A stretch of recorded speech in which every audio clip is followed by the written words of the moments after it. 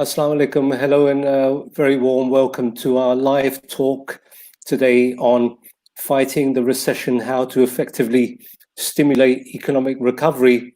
And this is especially in the context of the Khyber Pakhtunkhwa region we're going to be covering today. Our guests today are Mr. Dr. Sahibzada Ali Mahmud, who has 15 years experience in the area of information and communications technology. In his current role, he's Chief Information and Strategy Officer at the KPE Enterprise Zone Development Company. He is responsible for determining short and long-term strategic interventions, and he's currently working on revising the industrial policy for KPE to enable economic growth and job creation. Our other guest today is Mr. Mujahid Farooqi, is a senior professional with around 15 years of extensive experience in design and managing economic growth strategies in KP and the newly merged district of FATA. Currently, he's working as an economic growth advisor at USAID. Just to set the sort of the discussion in context, you know, ACCA has a global theme for its members and its future members around global economics. And ACCA recognizes that the world is constantly changing, and it pays our stakeholders to be well informed. And through our professional insights, we explore the factors that are influencing the global economy, as well as social mobility and the levels of economic confidence. All of that does impact the work of professional accountants, because professional accountants are often central to strategic planning. And within strategic planning, the economic indicators play a great role in scenario planning as well. Again, another context for us to consider in this discussion is the current pandemic we're going through. Globally, everybody's impacted. People in KP are impacted, in Sindh are impacted, Punjab, Balochistan, and Gilgit-Baltistan. So the entire nation is impacted, and we're impacted globally. It has a huge economics dent, in the sense that article productivity is very low on the supply side and demand side. There's been a huge impact. There's low demand, there's low confidence, as well as on the supply side, workers are being furloughed, made redundant, workers are unable to get to their day jobs, and it's having a huge impact, especially on the self-employed and the SMEs as well. इस context में हम क्या interventions कर सकते हैं to get the economy rolling again and to get the economy kick-started after lockdown. So my first question to both of you is, today we've seen a number of indicators that indicate that the confidence levels in KP, as well as other provinces, is very slow. The confidence levels are low. So let me ask you first, Mujahid Farooqi, what does KP see as the indicator for its economic performance at the moment, and what are the main sort of enablers that you are looking at to get the economy started again? Sure. First of all, thank you for having me today. It's a pleasure to join you today for this important conversation. You're very right, as you said in your intro. The confidence level is generally low. Even before the pandemic, I would say our economic conditions were quite challenging, to say the least. We were going through a very difficult phase of stabilization, and that entailed higher interest rates, that entailed very strict control on money supply, and overall cost of production, overall business environment was particularly challenging for the SMEs. What this pandemic has done, it has hit very hard both the manufacturing and services sector.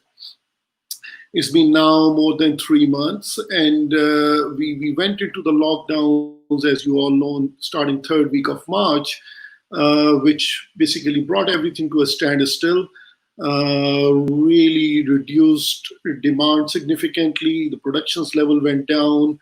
The daily wages were out of jobs.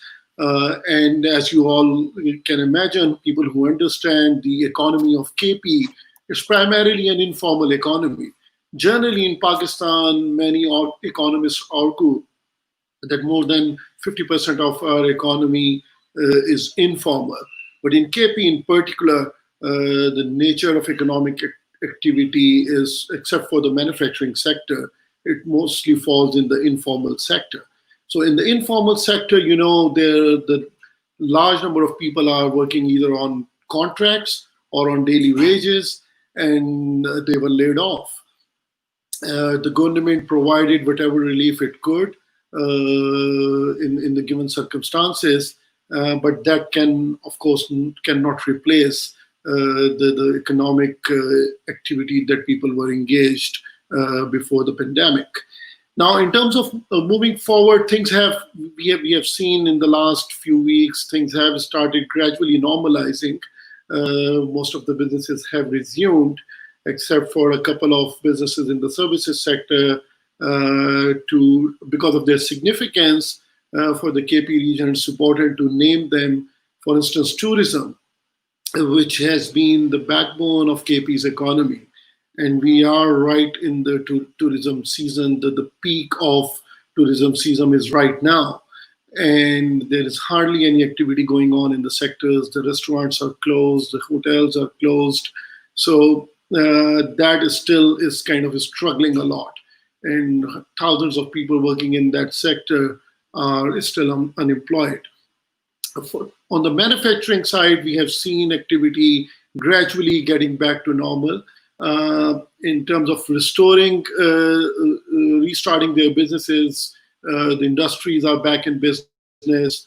Some of the service providers are back in business, but we still have challenges on the demand side of it.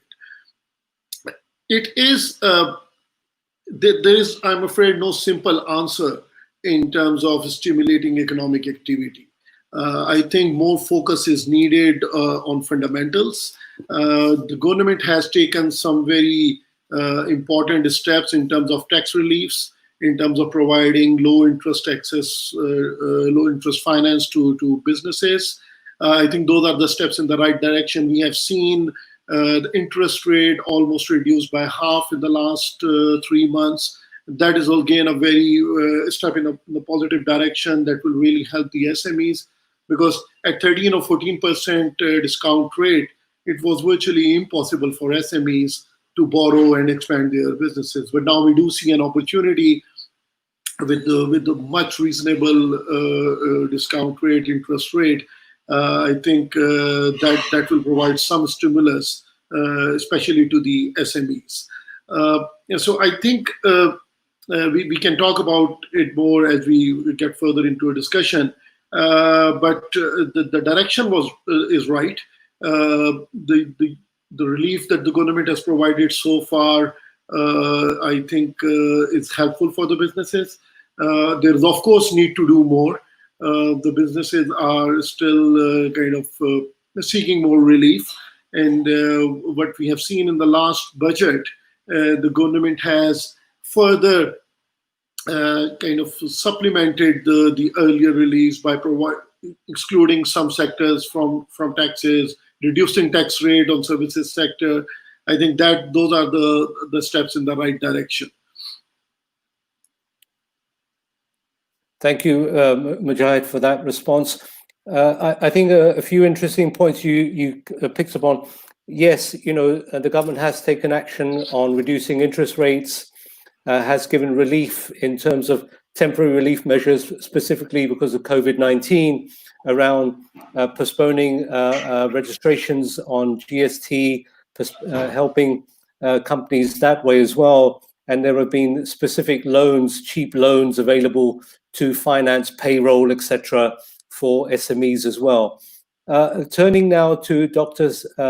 Ali Mahmud, from the viewpoint of the enterprise zones, क्योंकि आपका तो mandate है to establish enterprise zones, which immediately one thinks of as a zone to rejuvenate or revive economic activity.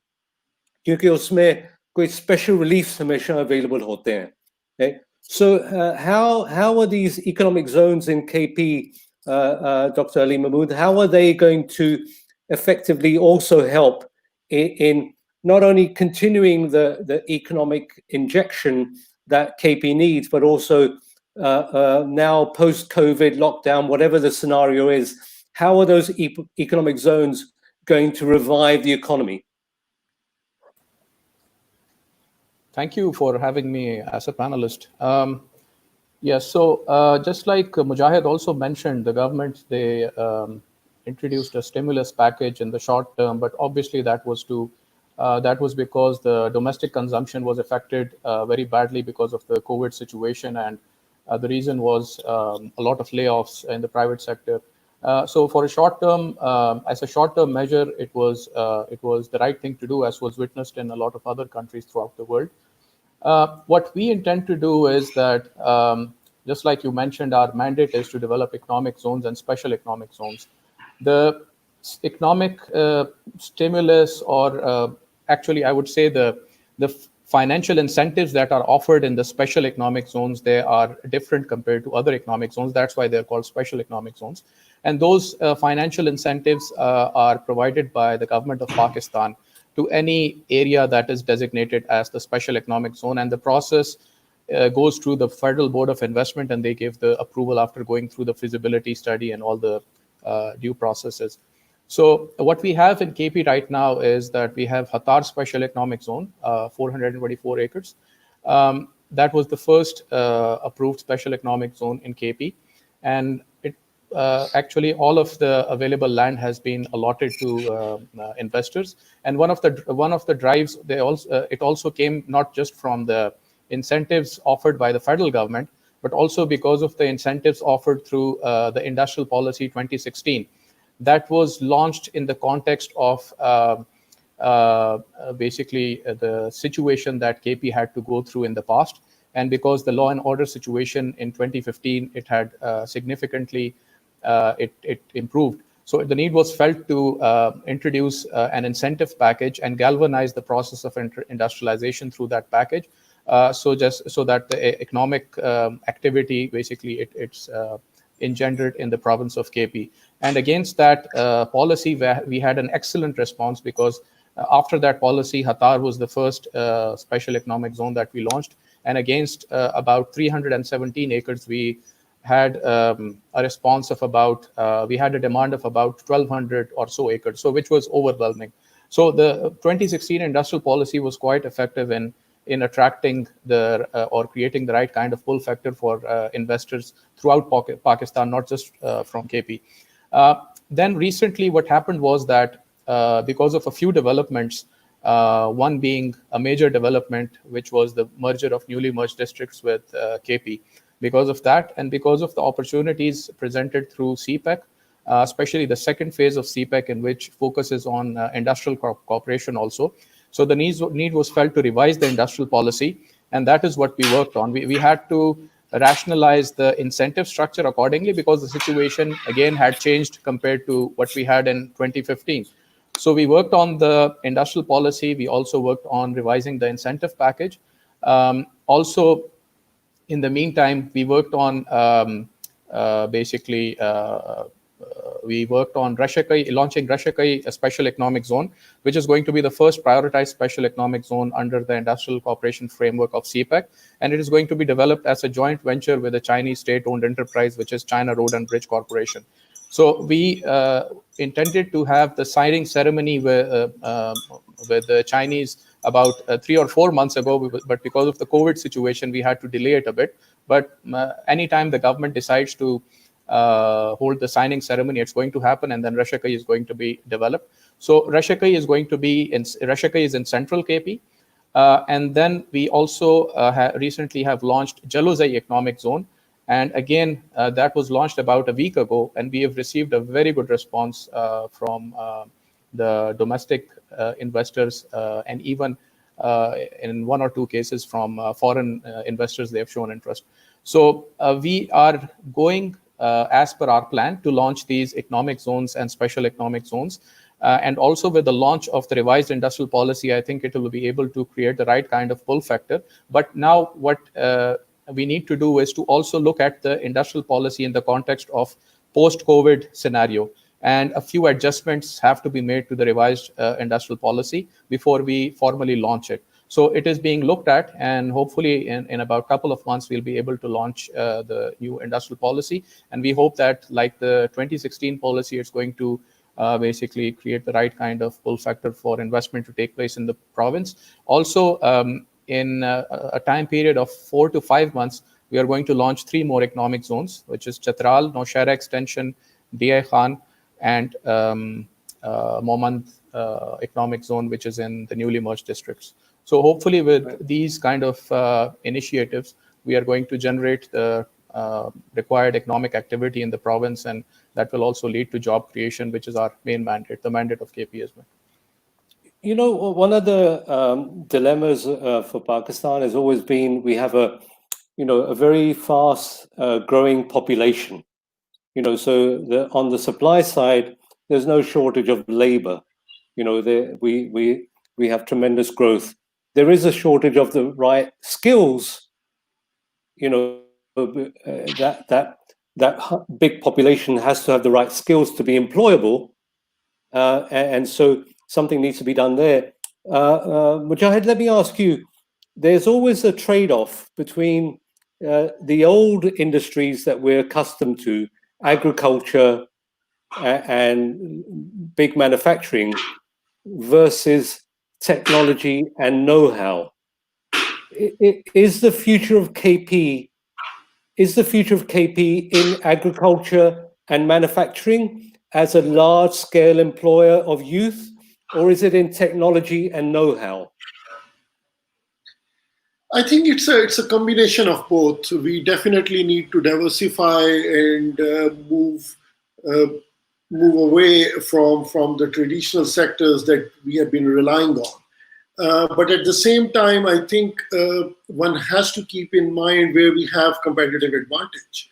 I think in our agriculture sector and in our natural resources as a whole, particularly minerals, we are grossly underutilizing the potential. We haven't really been able to exploit full potential of these sectors due to a variety of factors. Building on what Ali said about economic zones, that is kind of one key step to establish the right kind of ecosystem for businesses to scale up and expand and promote kind of technology upgradation, moving ahead with the time. We have been struggling with that. The economic activity doesn't take place in isolation. You have to provide for an ecosystem, a well-functioning ecosystem for economic activity to flourish. If you look at the traditional sectors that we have, for instance, agriculture, and you notice, you analyze the practices, we haven't really moved a lot in terms of our on-farm and practices and the value addition. The practices, what we used to do about 40, 50 years back, we are more or less still in the same area. We haven't really been able to deploy technology to improve, to innovate and improve our post-harvest practices. We have been kind of contented with exporting the raw product rather than adding value and creating more jobs and enhancing profitability of the businesses. I often notice in my, just to give you an example to put it in context. For instance, the appliances that I use at my home, the geyser, the heaters, there is hardly any change over the last 30 years. The state of technology has remained the same. वो जो उसका pilot को जलाने का तरीका है और जो जिस तरह से उसमें गैस वेस्ट होता है, जो उसका हम इंसुलेशन यूज करते हैं, आई कैन स्टिल रिकॉल के 30 साल पहले भी यही गीजर हुआ करता था. And the same is true for a lot of other appliances that we use. And the result is that you end up using mostly imported products in your household, in your daily life, and at the cost of our small industry. Because we were not able to upgrade, others came in and they captured the market. And in a free trade... Mujahid, that's an interesting point there, because, you know, jab hum kehte hain buy Pakistani, you know, right. The substitution effect, jisko economics mein kehte hain na, the substitution effect. You influence consumers to not buy imported items, but you tell them to buy Pakistani. Lekin wo jo Pakistani products jo aap baat kar rahe ho, who's going to enable that? Is it government? Is it private sector? Who's going to enable that proper substitution effect? Right. No, so I was kind of relating it with the broader ecosystem thing that we discussed initially. It is an area where both private sector and public sector have to work really closely together. For instance, technology upgrade, it cannot happen unless and until you promote research, you promote innovation in your universities. And for that, you need to adequately fund your universities for them to get into applied research. And then the industry needs to collaborate with the universities to benefit from the research taking place there. आपका जो applied research का aspect है, I'm not kind of generalizing, but broadly speaking, there is very little happening there. So if you establish economic zones, if you provide for low interest loans, you provide some other incentives in terms of duty-free import of machinery and other things, but the state of technology doesn't change. You don't have the right kind of skilled manpower to meet the market demand. You won't be able to make much progress. तो ये एक बड़ा well synchronized system आपको चाहिए होता है to promote SMEs and to promote technology upgrade, to promote innovation. I think that is one area where we have been badly lacking, and we are fortunate in a sense that about 90% or 92%, to be more precise, of our GDP is our domestic economy. So there is a lot that the industries, the SMEs can benefit from by import substitution. I think the government has been providing a lot of incentives and a lot of a kind of protection to the local industry. But because of the absence of a couple of other factors that we just spoke about, we haven't really been able to capitalize on our domestic demand. For instance, if you look at the shoe industry, you look at the stationery industry, you look at the ceramics, you look at the sanitary, 90% of our products, local products, have been replaced by either Chinese or one or the other imported item. And somebody has to kind of look at it more holistically and come up with the right kind of ecosystem to create more space for the local industry and expand local industries' footprint in the domestic market. That is the first step that needs to happen before we talk about exporting to high-end markets. So is there a case, Dr. Ali Mahmud, is there a case for increasing the levels of protectionism? This, you know, the current government has done that indirectly, but, you know, for enterprises that set up in the enterprise zones, that, you know, and they're in their infancy, they will need some sort of, you know, protection to allow them to get through the first 3 years and become going concerns.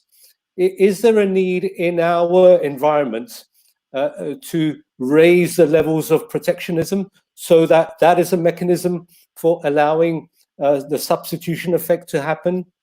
Dr. Ali? Yes, okay. Well, in case of special economic zones, there is a particular structure of facilitation, a mechanism of facilitation, and there is a certain structure in place which ensures how to handhold the zone enterprises that intend to invest in those zones. But before going into those details, I would like to basically emphasize on a point which Mujahid mentioned, which is very important to consider. It's the whole ecosystem that ultimately determines the competitiveness of your economic zones and special economic zones. Unless you ensure the competitiveness of those zones, because you have to be mindful that in a special economic zones exist in more than 140 countries, and there are more than 5,400 special economic zones. There was a report published last year on it, specifically on special economic zones, which was quite thorough.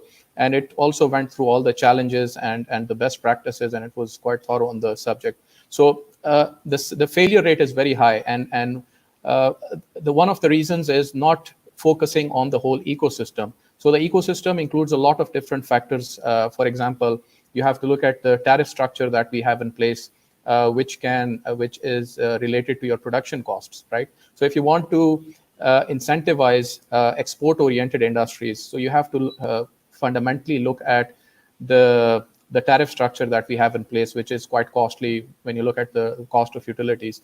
Another thing another factor which Mujahid mentioned was it's equally very important. It's the collaboration between industry and academia. That's very important.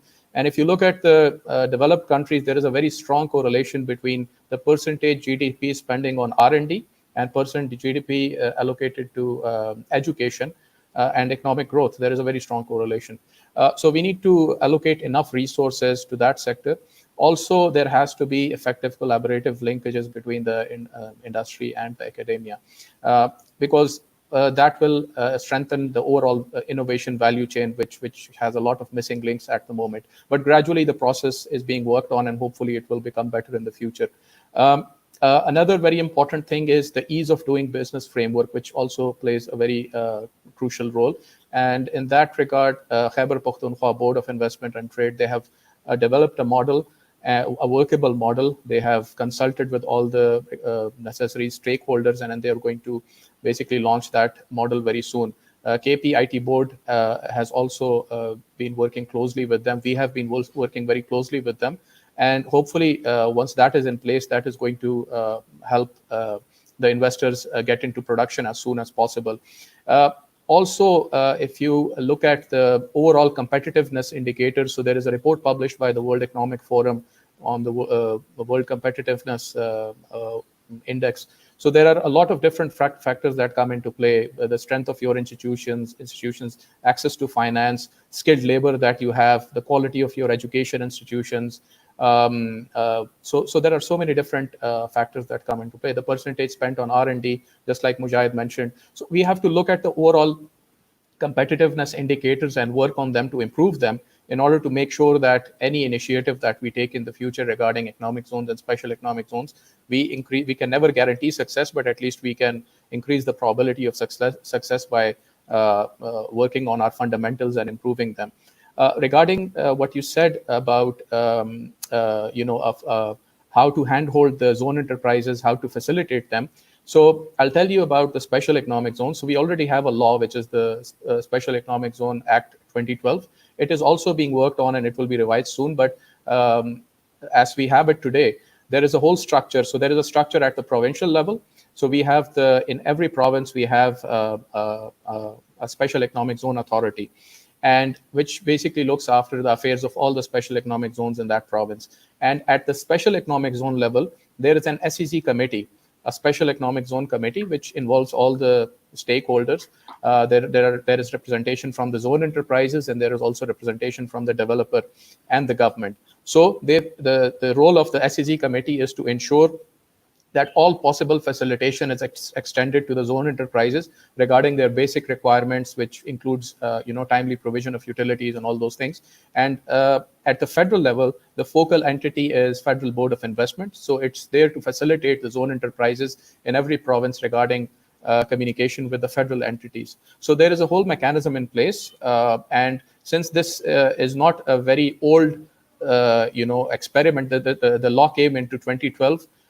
Came into effect in 2012, and gradually the process is going forward. So hopefully in the next 5 to 6 years, we'll have a very good structure in place, a workable mechanism, and through the competitiveness, by working on the competitiveness indicators, like I mentioned before, I think we'll do a good job, hopefully, in the future.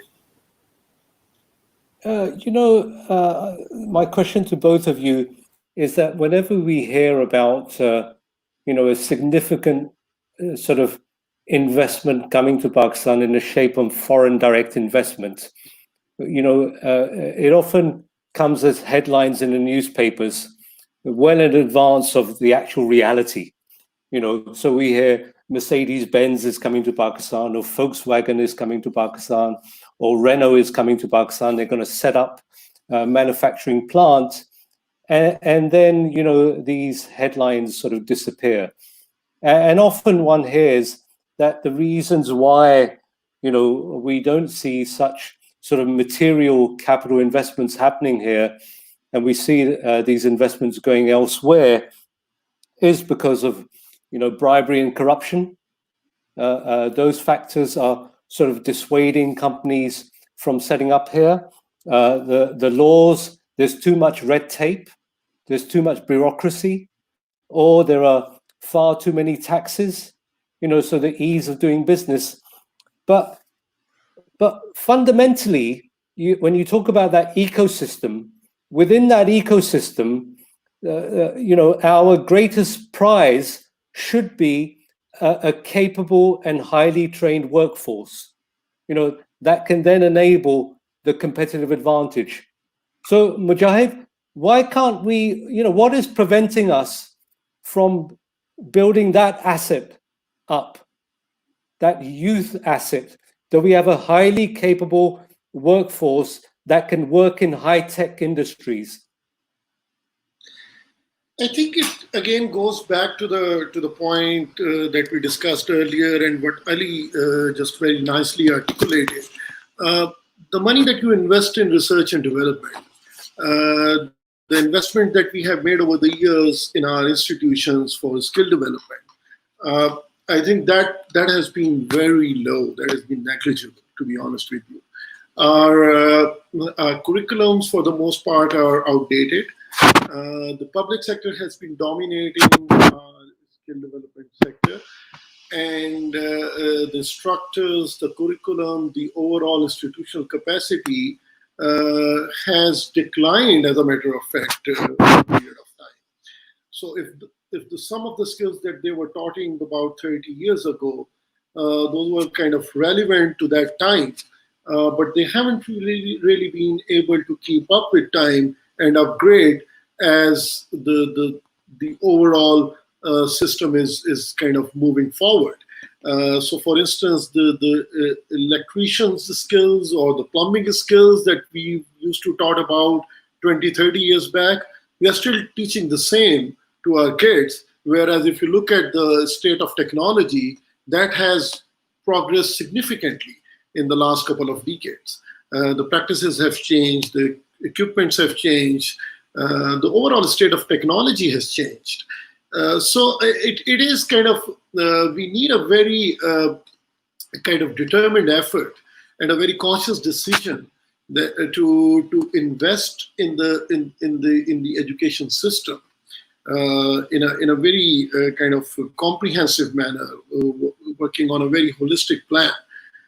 So in terms of your teachers' capacity, the machinery available for teaching, the kind of investment you make in the materials. I was talking to one of the principals of these skill development institutions who are teaching welding as well, and I asked him the same question, that why your courses are predominantly theoretical, why you are not including more practical aspects to it, just as Germans do, just as Chinese do, and some other, most of the developed countries do. And the answer was that we get, for a welding course of 6 months, we get less than 500 rupees per student for the welding rods. And that essentially means that the student has hardly an hour of welding, practical welding, throughout 6 months of the training. So you can well imagine how good the student is going to be. He will have a good certificate in his hand, but once you put him to work, once the industrialist asks the guy to, okay, start welding, And the guy is going to say that, okay, I haven't done much welding. First, teach me how to do welding. I know the theoretical aspect of it, but I haven't done much practical. That is kind of true for most of the sectors, if not all. We have seen some progress. There are some good examples emerging from Karachi and Lahore, where some private sector institutions came up, some corporate entities invested in skill development, and they were able to generate the kind of labor force that they were looking for. But in terms of scaling it up significantly, it cannot really happen without government significant investments. The private sector can do for their particular sector, for their particular business interest, but they cannot take a lead role in this overall unless and until the government starts investing in it. So what Ali was saying, it goes back to the broader ecosystem question, to the competitiveness of our industry. And again, to give you a couple of examples, textile has been our forte, right? We built this textile industry complex in 60s through very targeted incentives, and a lot of kind of support came in from US, from other countries. We were able to secure quotas. We were able to introduce the best varieties of cotton, and the whole thing kind of started. When we were exposed to international competition 30, 40 years down the road, what we have witnessed in the last, at least last 10 years, if not more, some of the very significant local industries have opted to shift their manufacturing facilities to China or Sri Lanka or Bangladesh. Now that should worry our policymakers a lot, that in a sector where we had a competitive advantage and where we have invested over 4 or 5 decades, we have provided a lot of incentives. What is kind of compelling the investors, the local investors, to take their manufacturing facilities out of the country? What is wrong with the ecosystem? Why we haven't been able to compete with countries like Vietnam, with Sri Lanka, with Bangladesh? None of them produce even a single bale of cotton. And with our indigenous raw material, we haven't been able to compete with these in these countries. So something is terribly wrong with the policy, with the overall ecosystem that needs to be fixed. And I will stop. I just want to quote one more example. You talked about foreign direct investments. Yes, we have seen the foreign direct investment coming in a lot of sector, and telecom being one of the most significant sector over the last 20 years, ever since we deregulated the telecom sectors. Now, if you analyze what is the percentage of local industry share in the telecom industry, the number you will come across is going to be very disappointing. Starting from the exchanges to cell sites to the mobile sets that we use, nowhere you see locally manufactured products. You see a lot of flight of capital from the telecom industry. You see a lot of import of raw material for that industry, and very little benefit to local manufacturing sectors. And again, but it does generate, its own consumption tax. So there's a lot of taxation that's raised through the telecom sector. Yeah, but the point about it is that in the manufacturing, we could have benefited a lot more. We could have generated a lot more jobs if we were to kind of smartly package the agreements that we made with these telecom companies and ensured a good ecosystem to allow our local industry to benefit from this opportunity. So it's a huge market that we are losing out. So Mujahid, let's bring in Dr. Ali in this as well, because Dr. Ali Mahmud, you mentioned Belt and Road Initiative earlier on, CPEC, the enterprise zones is integrated with the success of CPEC.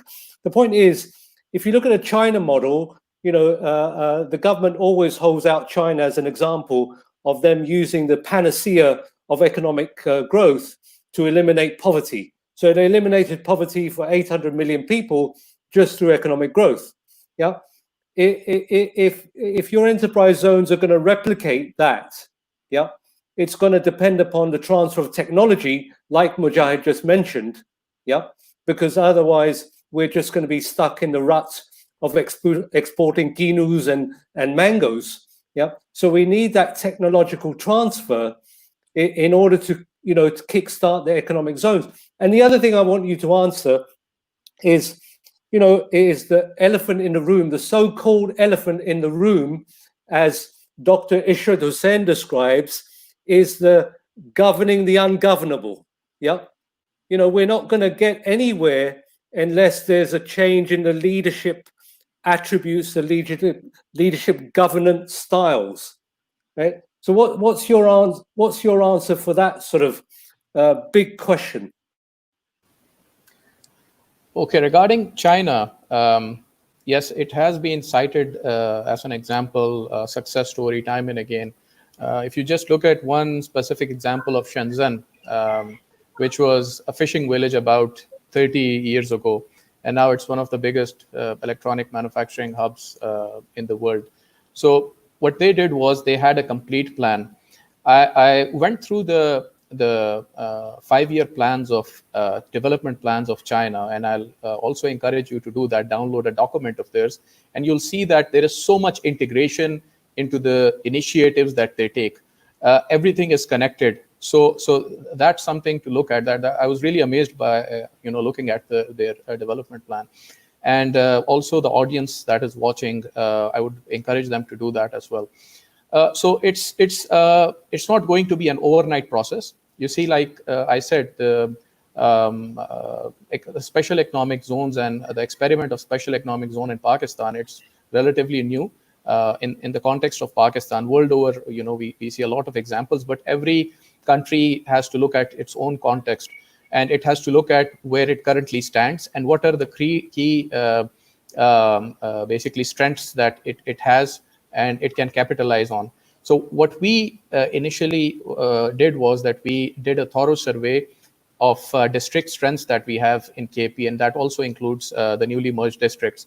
And based on that, what we did was that in our revised industrial policy, in the first phase, we intend to go for general purpose SEZs like Hatar and Rashakai, but in the next phase, we intend to go for sector-specific SEZs.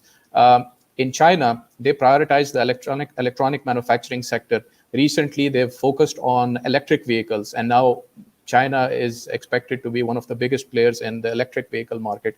It did not do that well in the internal combustion-based, vehicle market. But then, when it sensed that electric vehicle market is going to be something really big, and they already have the infrastructure to get into that market, so it's now expected to be one of the biggest players.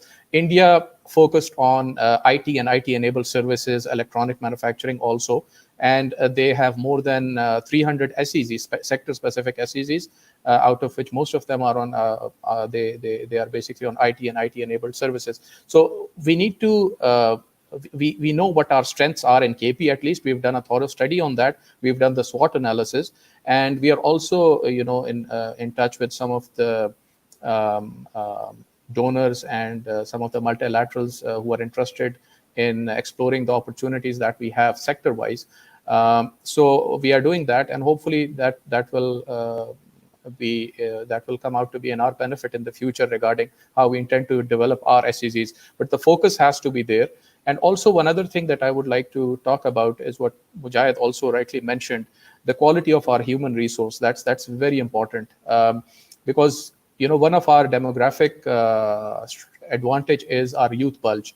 But unless we train them and equip them with the right kind of resources, I think that can turn into a disaster if we don't handle the youth bulge properly. If you look at our human capital index, that is 46, which means we are not productively utilizing 54% of our workforce. And that gives you an idea about what kind of situation we are in. If you look at our basic literacy, rate. That is also quite low if you compare it even with within the South Asian countries. If you make a comparison, it's quite low.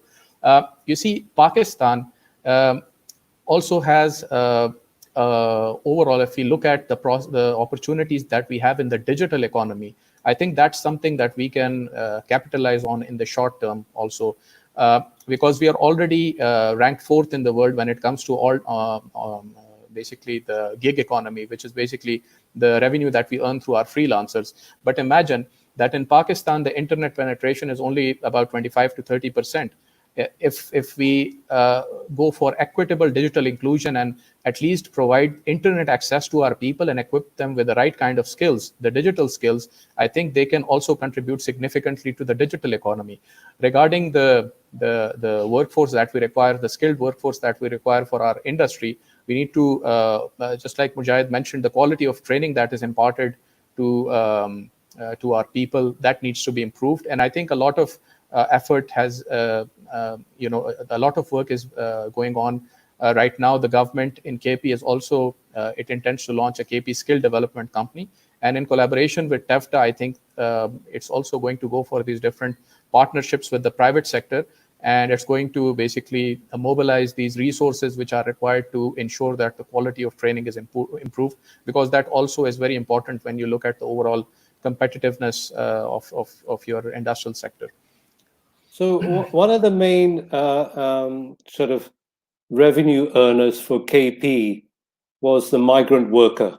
There were, there are, I suppose, hundreds of thousands of KP domicile people working in the Middle East, and they were responsible for a significant amount of remittances to Pakistan, and Pakistan was using those remittances as a backup to their reserves, and those remittances are now, from what I hear anecdotally, are just tailing off at a very significant rate, and there's been repatriation of many migrant workers back to KP.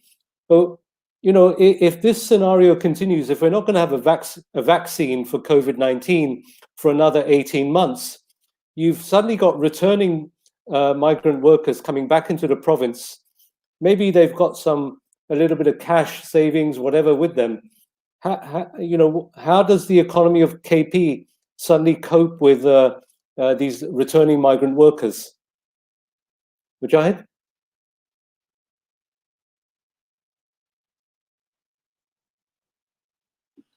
I'm sorry, my mic was on mute.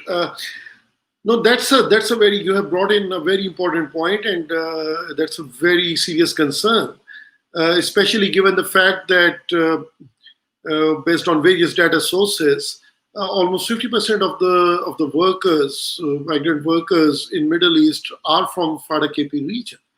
And another complexity about it is that most of them are unskilled laborers. So their reintegration in the local economy is going to be even more challenging, because we already have a lot of unskilled workers sitting idle in our country.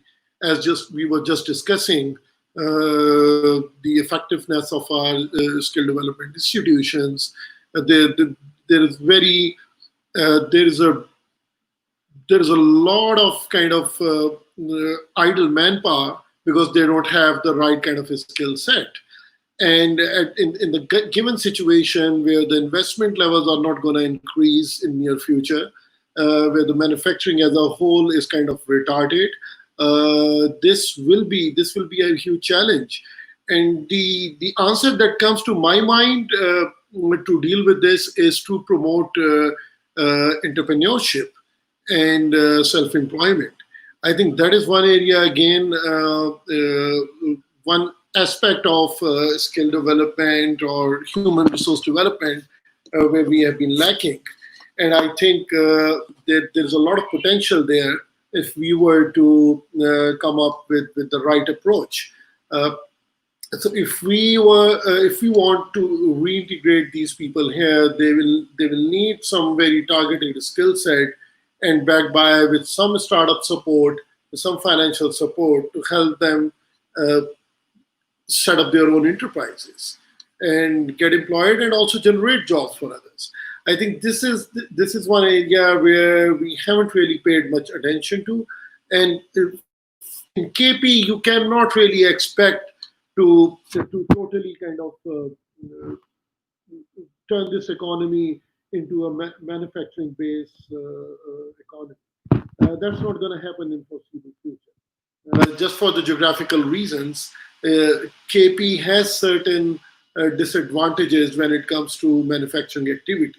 So for us, entrepreneurship, expansion of trade with our regional countries, engaging our labor in trade, in promoting entrepreneurship, promoting innovation, expanding the services sector, especially the tourism sector. I think that's where we need to focus on. That's where we have some unique advantage, especially trade with Afghanistan. All trading routes pass through KP. And that is one geographical advantage that we need to capitalize on. If you look at the trade volume with Afghanistan over the last 5 years, 5 to 7 years, our trade has gone down from more than $2.5 billion of bilateral trade. We were around $700 million the last year. So that is kind of a significant reduction. And still there is, I know that is a question of broader it is also related to geopolitics and broader political economy question. But if things improve on this side of the border, there is a lot of opportunity that can be created for the local manpower and also for the local industrial sector. Yeah, so that's a very interesting point you made there, Mujahid, which I just want to pick up with Dr. Ali on, because what you're suggesting there is, you know, some of there has to be more integration between the regional economies, you know, in terms of collaboration. Now, we know on the SARC side, you know, that is completely sort of a dormant regional bloc, you know. Yeah. But looking at BRI, looking at CPEC, Dr. Ali, you know, do you see what does that look like? That sort of economic integration, you know, which China probably has a vision of. You know, how's that going to be realized in terms of allowing the free movement of capital from Central Asia to Pakistan, from here to there, Iran and Afghanistan? You know, this whole sort of Shanghai Cooperation vision that they are looking at. How is that going to be realized?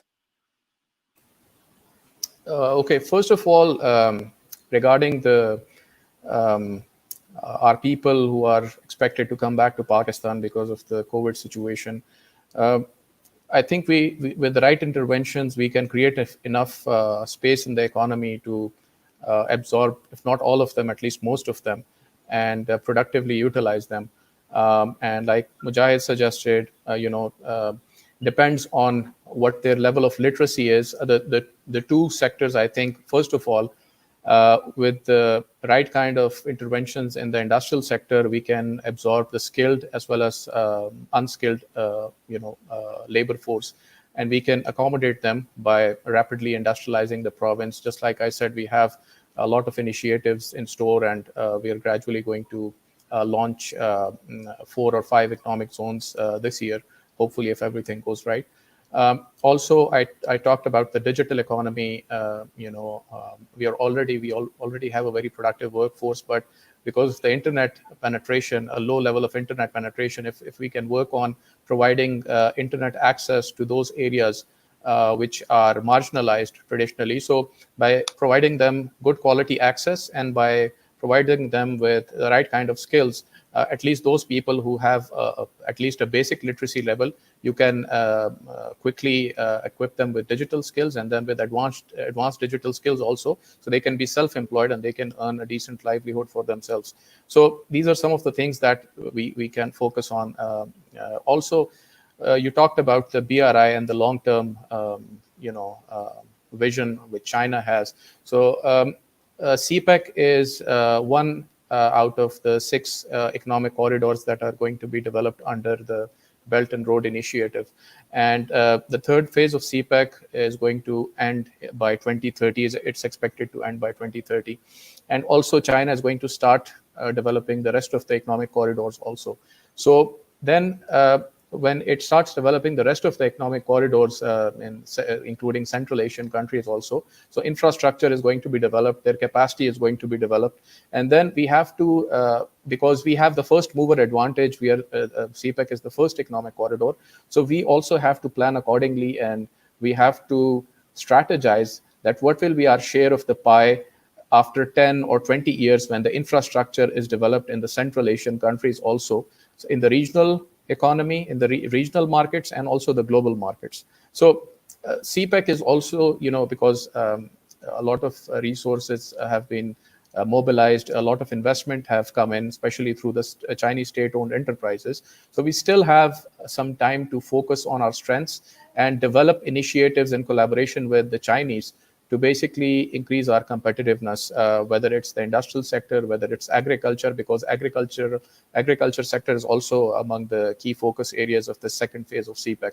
So we have to make the best out of the opportunity that we have, and we have to be ready for the next 10 to 15 years or 20 years. We have to plan accordingly, and we have to be ready for what comes next, because when the infrastructure is developed in other regional countries, when their capacity is enhanced, everybody would want to get the bigger share of the pie in the regional market and as well as the global market. So we need to be prepared for that. And I think, like I said, we have the first mover advantage. So we need to work on our fundamentals. We need to work on our competitiveness as soon as we can. Thank you, Dr. Ali. I think we're coming up now to 4 o'clock, is near enough the end. I've got a few questions in here. One question is around, Mujahid, you mentioned at the beginning, the size of the informal economy in Pakistan, the undocumented economy. And it's very difficult to make policy decisions when you have such a large undocumented economy, because you don't have any mechanism for finding out exactly, the size of it or how they're structured, what their needs are. But one of the needs is access to finance. Ali Ashraf, one of my colleagues, has pointed out that in a recent SMEDA survey, 53% of the survey participants were looking for an interest-free loan of about 150,000 rupees. But these are from the informal economy. They don't have an NTN, they don't have any tax status. So, how are we going to overcome these challenges when we have such a large undocumented sector of the economy, which is probably 90% of our, GDP or something? Yeah, I think informal economy has a very significant contribution to all our economic activity, and we just cannot afford to ignore them. People oftentimes mix informal economy with black economy, which is, of course, not the case. So if a business is not registered or not paying tax, that doesn't really mean they are engaged in some kind of activity which is prohibited. They are still making a very valuable contribution to the economy. They are paying their utility bills, and there are a number of indirect ways of bringing these people into the main fold. And I think this is not the time to worry more about taxes and formalization. This is a time to provide more handholding support. This is a time to provide more incentives, to provide a stimulus. And we need to be more innovative in our approaches to ensure that these businesses remain floating in these challenging times and do not just disappear, because this is going to compound the crisis for government like anything. So the last thing that we want to do is to let the informal businesses to their own devices and disappear as a result of this unprecedented crisis that the whole world is facing at this point in time. So I think what is needed here is some kind of out-of-the-box approach. The financial institutions will need to come out of their comfort zones and develop products which are responsive to the needs of these informal businesses. We have seen a Hoover Foundation doing it. We have seen some of the other NGOs and other institutions doing it, even in NMDs. If you talk to the Agriculture Development Bank of Pakistan, their recovery rate is more than 98% in the erstwhile FATA area. And there was no registration, no nothing, no formal farming enterprises that they were lending to. They were lending to informal farmers using personal guarantees, but those were all genuine borrowers, and all of them willingly returned loans. So I think the fact that they are informal doesn't mean that they're going to run away with loans. It's just that they don't have collateral. They cannot, the compliance cost is too high for micro enterprises in terms of registration, GS3 registration, and this registration and that registration. We need to put those things on a back burner and come up with an innovative approach to support and help them expand. And they will willingly come into the main fold. They will come into the main fold, and we need to support them at this time. I think that's a very relevant closing point to end on. Before I end, just on a lighter note, you know, if I were to make you, Dr. Ali Mahmud, if I was to make you Chief Minister of KP tomorrow, 3 things that you would do, your top 3 interventions.